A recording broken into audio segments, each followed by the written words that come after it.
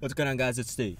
So Kyrie Irving, more and more hate is dwindling upon this man, and I kind of can see both sides of the spectrum. For example, I'll talk about what's going on in 1 second, but for example, the hate side. I understand people are upset because, look, you were playing with LeBron. You were playing with Kevin Love. You went to the NBA Finals 3 years in a row. Why would you want to go from that to possibly not even making the playoffs just so you can be the number one option? You know, you were number two. You were taking almost 20 shots per game, averaging 25 points per game. You had one of the clutchest shots in NBA history. Why would you want to leave that to be the number one option when you're going to be the number one option as soon as LeBron declines, which is definitely going to be in the next 3 years? So why would you ruin the potential to go to 6 straight finals? Because look at the Eastern Conference now. If Kyrie would have stayed, because it's imminent, he's going to be traded. You can't fix this. But if Kyrie Irving were to have stayed, could you imagine? We're talking, and my voice just cracked. We're talking 6 straight NBA Finals, 6 straight. Okay, and by the way, to the 150 people that subscribed to me last night, thank you so much. I didn't expect that video to hit 20,000 views in a day. That's the most I've ever had in one day. It's not the most on any video. It might be, but in literally like 12 hours, it had 20,000 views. That's ridiculous. You know, for me it is, because I only have 3,000 subscribers. But thank you guys so much for that. That was, wow, that blew my mind. But Kyrie Irving has the potential to go to 6 straight finals, because they're definitely going to keep going and going and going, because Kyrie's only going to get better. He's not going to decline unless he has a severe injury. Kevin Love is going to keep getting better with experience and learn how to adapt to the modern-day game of catching and shooting from 3. You have LeBron James, who's still the most dominant player this league has seen in the past 20 years. He's one of the best players of all time.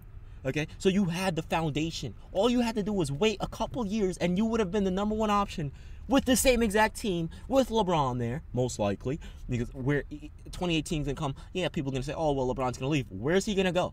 Where is LeBron going to go where he'll have a better chance of winning? Because if he goes to the Western Conference, those chances, unless he goes to the Rockets or to the Spurs, those chances of winning are just going to dwindle down. So logically, you look at it from a logistical standpoint, where would LeBron go? So that's why I always say LeBron is not going to leave Cleveland. It's not going to happen. There's nowhere he's going to go.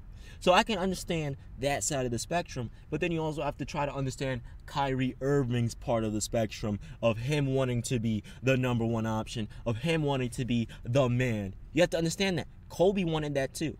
Could you imagine if players like Dwayne Wade, Melo, LeBron, Kobe, well, it happened to Kobe, but Dirk, Tim Duncan, well, it happened to Tim Duncan too with Dave Robinson, but could you imagine, or Michael Jordan, players of that caliber, being drafted and playing behind another superstar for 6 years, and you know that their potential is out of this world?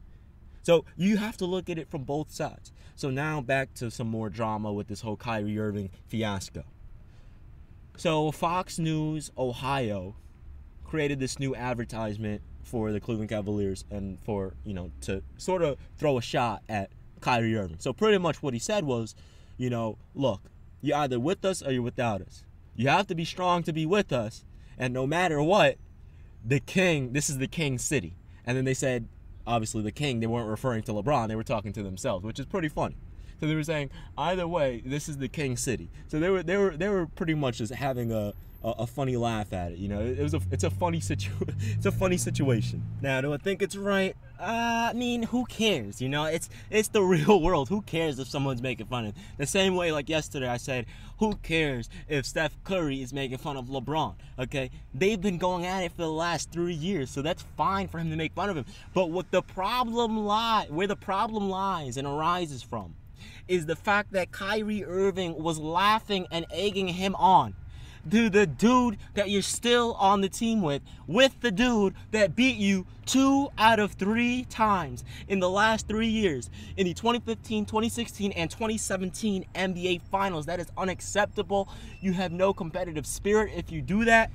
But, you know, Cleveland hates Kyrie Irving now. I'm seeing Cavalier fans' Twitters now. People ask me a lot, how do you see people tweeting about Kyrie? All you have to do is type his name in, and then you see the link to Twitter down the page on the Google search. You click it, and every time someone mentions Kyrie Irving or the Cleveland Cavaliers or LeBron or JR or Kevin Love, whoever has to do with that team, Okay, it's on Twitter because they tweet it, so you can go and see what people are saying. And I'm seeing hundreds and thousands of tweets from Cavalier fans, supposed fans who weren't fans before LeBron came and who weren't fans after LeBron left. But those people are now very upset with Kyrie Irving. Do I blame them? No.